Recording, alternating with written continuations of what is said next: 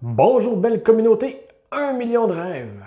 On se retrouve aujourd'hui, un peu de papillon à l'estomac, puisque c'est à mon tour de te partager un de mes rêves actuels, quelque chose qui m'excite, qui m'allume, qui fait que j'ai hâte. Tu le vois derrière moi, de ce côté-là, c'est un phare.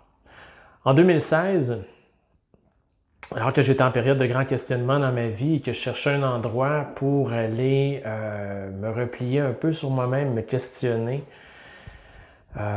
et faire le bilan de ma vie, je me suis offert une escapade sur l'île verte, dans le bas du fleuve. L'île verte, c'est un endroit où, à l'année, il y a une vingtaine d'insulaires qui vivent. Et sinon, en période touristique, il y a un peu plus de gens. Moi, j'y étais allé à la fin du mois de septembre, alors j'étais presque seul avec les gens.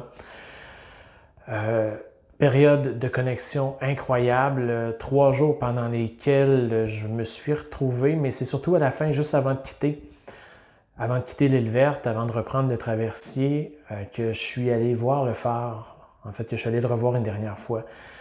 Le phare de l'île verte, c'est le plus vieux phare du Saint-Laurent. Et dans un moment spontané, j'ai décidé de mettre d'aller poser ma main sur son armature et instantanément, je me suis senti connecté.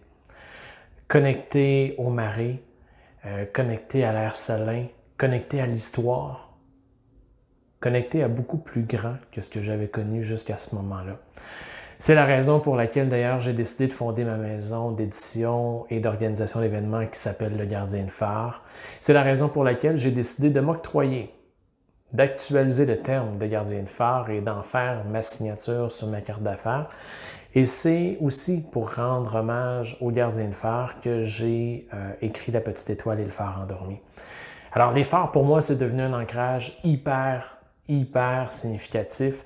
J'ai eu la chance, avec ma conjointe, d'aller dormir dans un phare, d'aller très tard le soir monter dans la tourelle, aller assister au panorama, voir la lumière se déployer dans le ciel.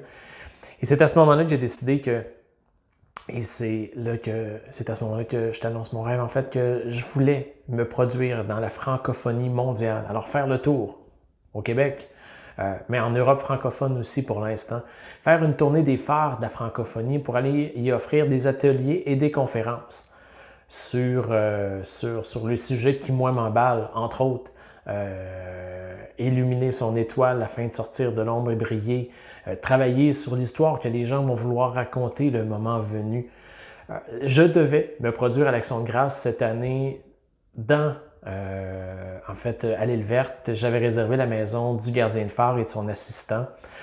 15 personnes devaient m'accompagner dans une retraite d'écriture.